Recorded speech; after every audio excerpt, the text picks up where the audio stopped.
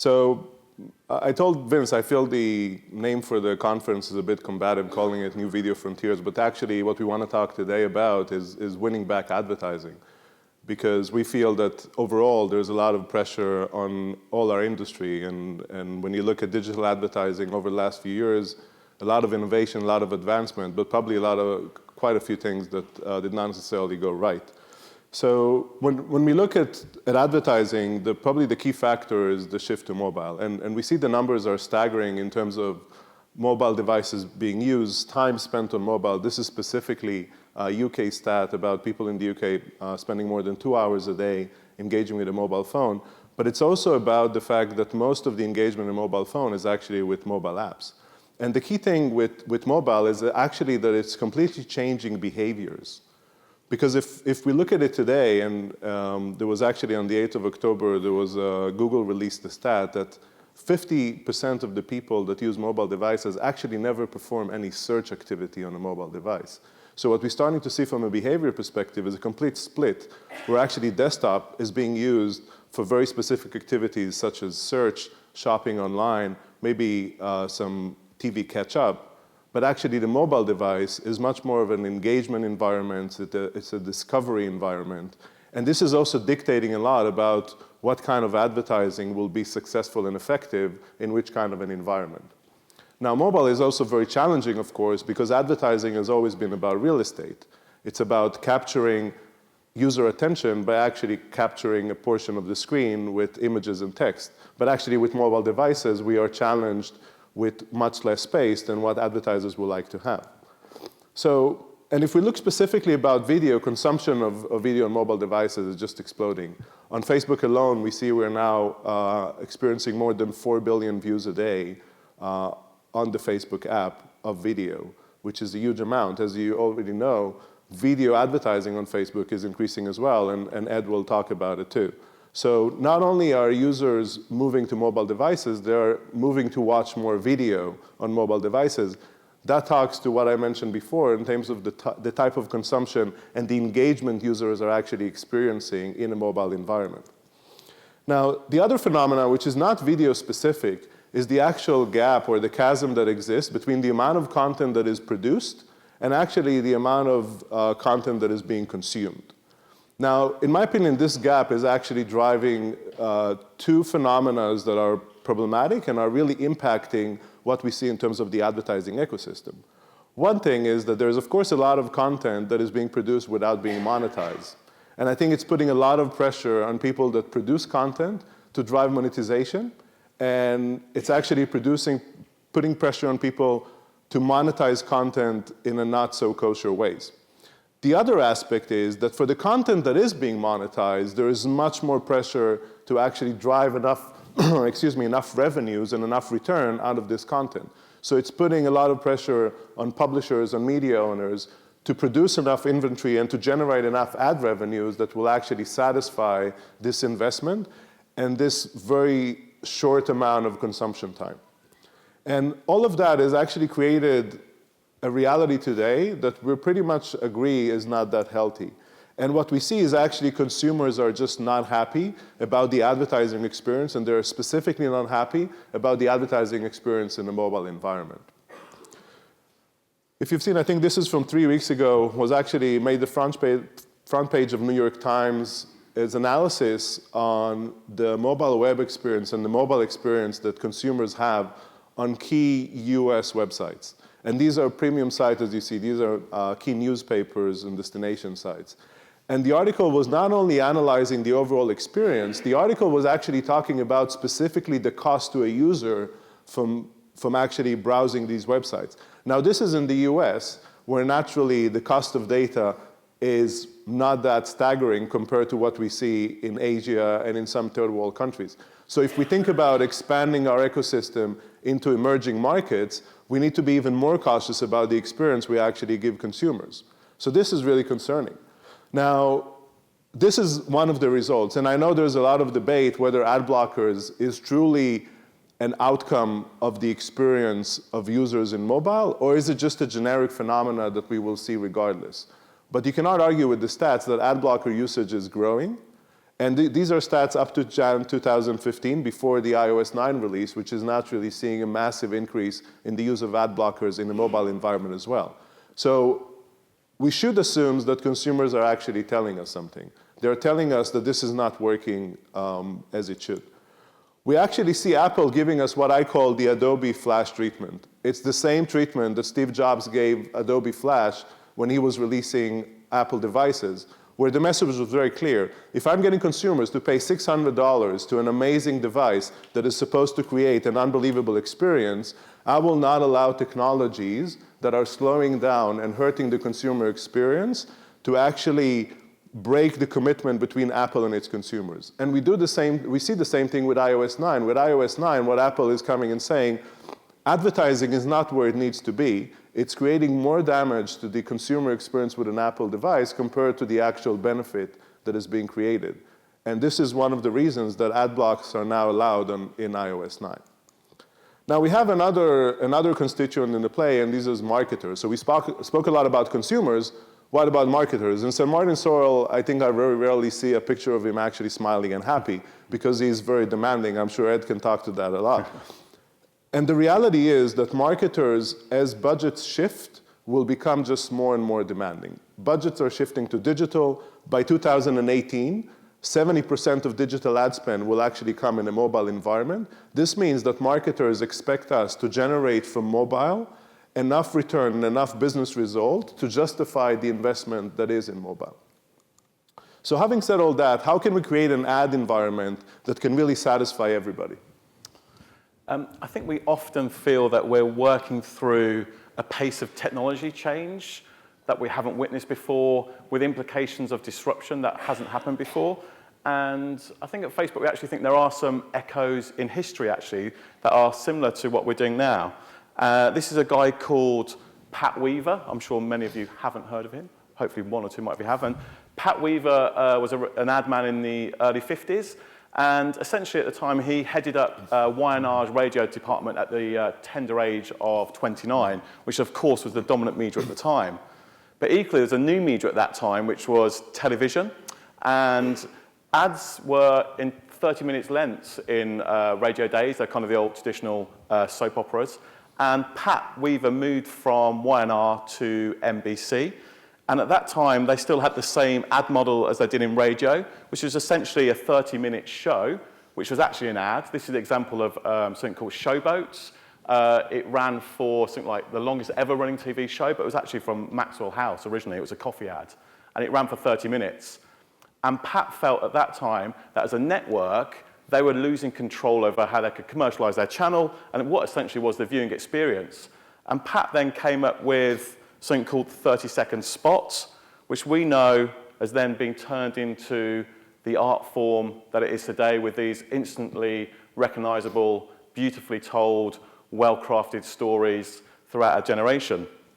And if you think to where we are now, is the echo that we're living through a time where one, new media, digital, fueled by mobile, is surpassing the old media, television, in terms of time spent. And the question would be, well, if Pat was alive now, how would he look at this and what would he do? And I think much of it is similar, that actually the ingredients of great advertising in terms of driving outcomes and driving business metrics are reach and frequency. But we equally think with the benefit of data and creativity, then there's a third, and that third is relevance. And at Facebook and our family of apps with LiveRail and Atlas, what we're trying to do is to build solutions for the whole industry, essentially. And we've introduced a few of those recently. You might have seen them in the press. The first is around TRP buying, or TVR buying in this country, where we're taking TV audiences, so 1634s or ABC ones, and then actually delivering those audiences on Facebook at the same time. And it's not just a buying thing, it's actually then delivery is verified by Nelson as well. And we've run some really early campaigns using this method, and what we find is that Facebook has a discrete reach of, incremental reach of around 11%, 40% in total, and TV obviously has a huge reach of 75%.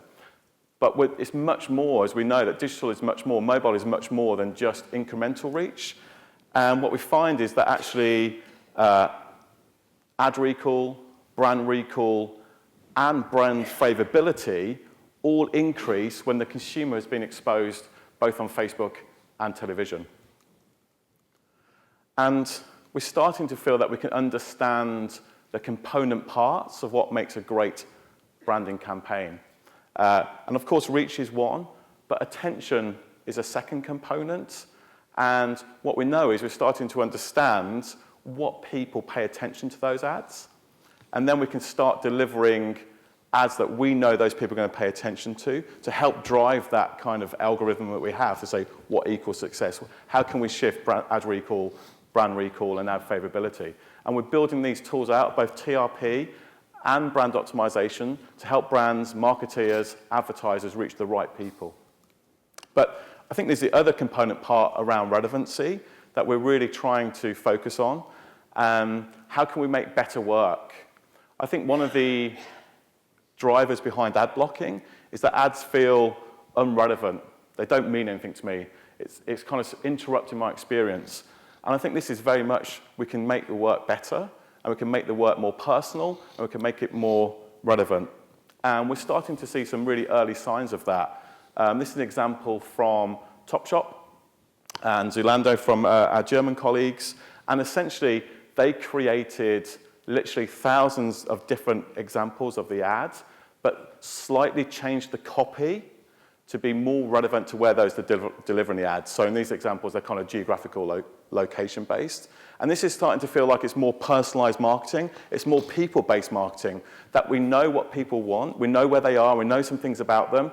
Can we make the creative message kind of in tune with that so it resonates more deeply? Closer to home, we have a EE buffer face campaign. I'm sure all of you are probably familiar with this campaign, or even familiar with the experience of buffering. You know, you're kind of waiting for that content to download, and you kind of go, pull a funny face as it buffers. And we played both the standard 30-second TV spot on Facebook, and also we created some slight tweaks to the ad using Kevin Bacon, and then delivered those out to different audiences. So if you're a fan of The Voice, that moment when they turn chairs, for example, is the buffer face moment. If you're in London and you're trying to get a halo and an Uber and you're buffering, that's your buffer face moment. And we've made slightly small amends to those ads and then delivered them to the right people. And the good news is what we found is we created work that works, that actually you were twice as likely to watch the personalized ad in its entirety than you were the standard spot. And you're twice as likely to go on and click on that ad as well. And the best forming ad, which was The Voice actually, you were 3 times as likely to actually go on and watch the ad in its entirety. And more recently with John Lewis, you might be familiar with the ad. This is on air at the moment. It's called Tiny Dancer. And this ability for brands and marketeers to tell sequential stories across devices.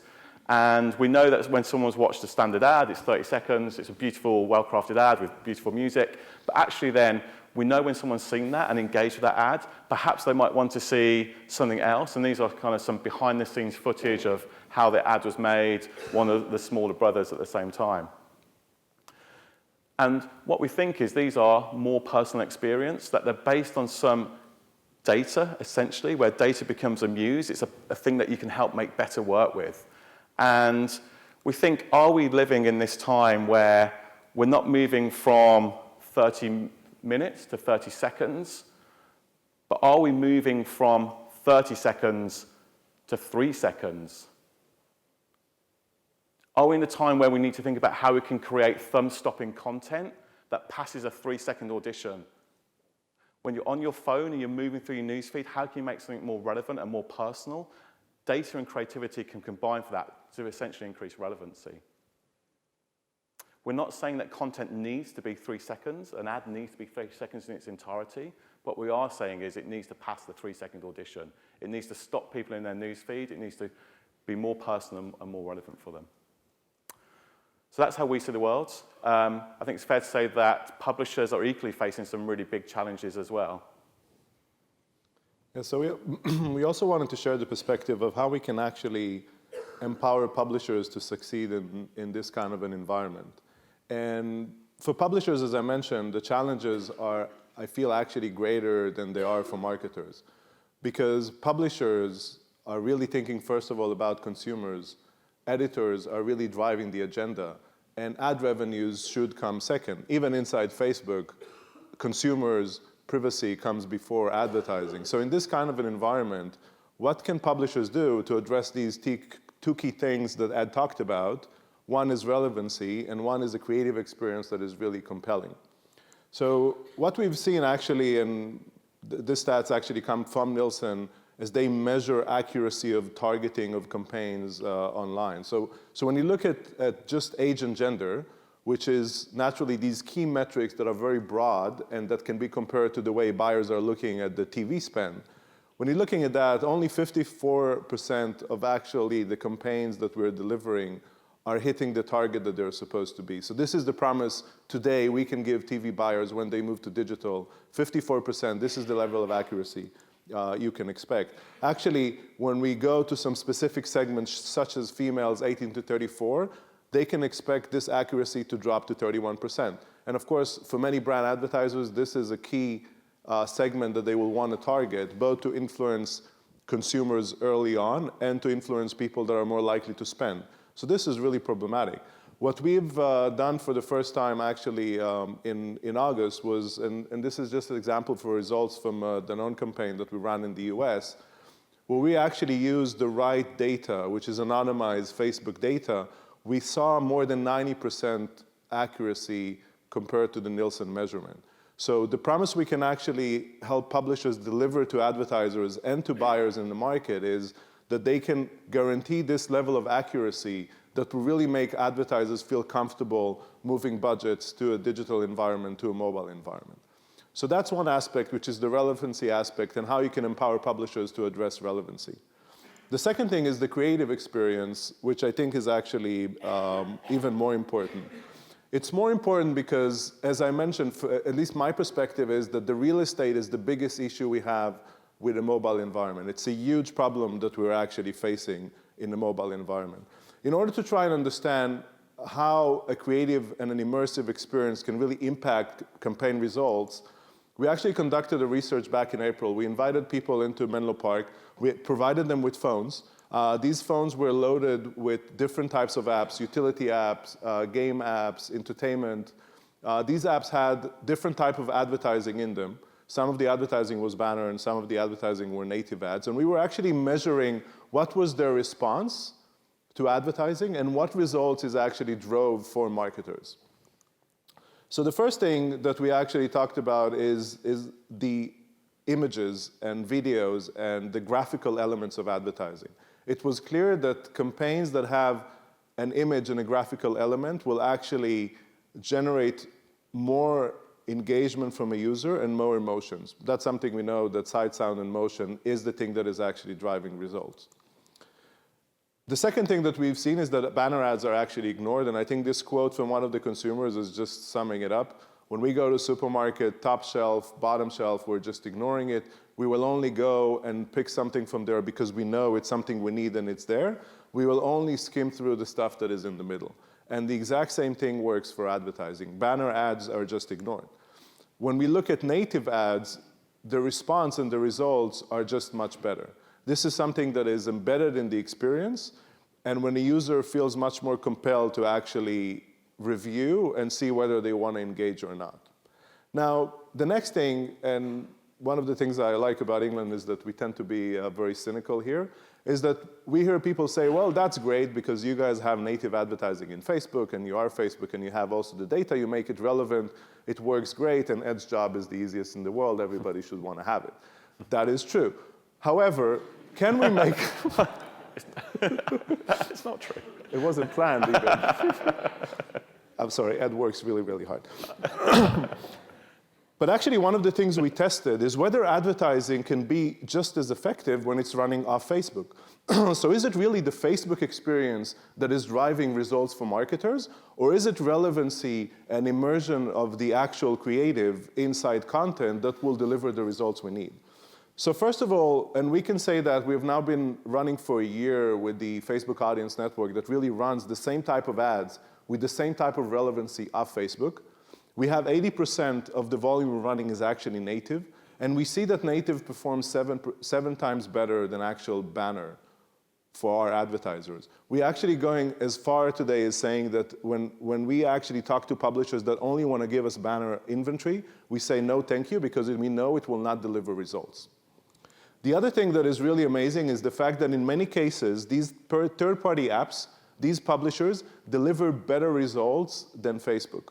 So actually what we're doing is standing here on stage and telling each and every one of you that if you're a publisher, you can actually do better than Facebook, because in many cases, and for many advertisers, the environment that an app or a website can deliver to a consumer, combined with relevancy, and combined with the right creative experience, can drive for certain advertisers better results than what Facebook can deliver. And we think this is a key, and this is really what we're trying to do, is we're trying to take the same principles and apply them in a way that can work even better.